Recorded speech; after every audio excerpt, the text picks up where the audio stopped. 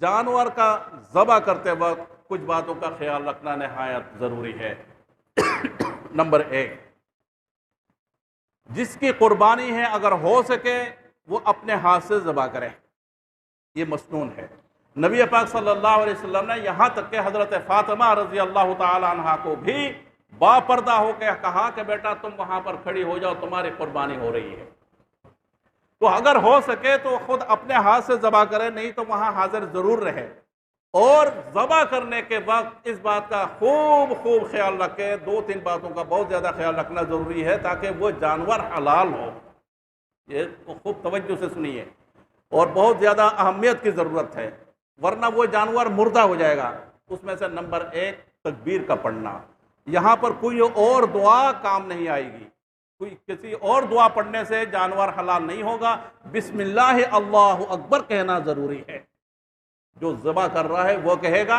اور دوسرا ایک باریک مسئلہ ہے، اگر وہ خود ذبح تو نہیں کر رہا ہے لیکن ذبح کرنے والے کے ہاتھ میں ہاتھ رکھا ہوا ہے، ہوتا ہے نا کہ مجھے ذبح کرنا نہیں آتا، آپ ذبح کرو، میں آپ کے ساتھ ہوں، میری قربانی ہے اس لیے میں نے بھی ہاتھ لگایا، تو جو ہاتھ لگائے گا ذبح کرنے والے کے ہاتھ کے ساتھ، اس کے لیے بھی ضروری ہے کہ وہ تکبیر پڑھے، بسم اللہ اللہ اکبر۔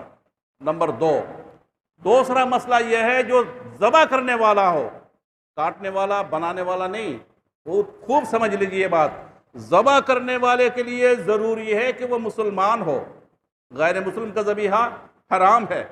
دوسری شرط یہ ہے کہ وہ سنی ہو، یاد رکھیے، غیر سنی جو ہے اہل تشیع وغیرہ رافضی وغیرہ کا ذبیحہ حرام ہے۔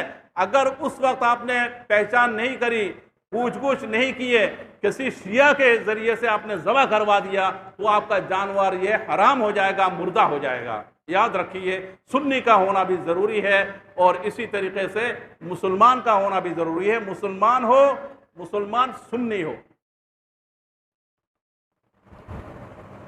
تو اس لیے ان باتوں کا خوب خیال رکھیں۔ اس کے ساتھ ہی ساتھ ایک بات اور ذہن نشین کر لیں، 3 نسوں کا کٹ جانا بھی ضروری ہے، ورنہ تڑپ تڑپ کے آپ کا جانور مر جائے گا، یہ حلال نہیں ہوگا آپ کے لیے۔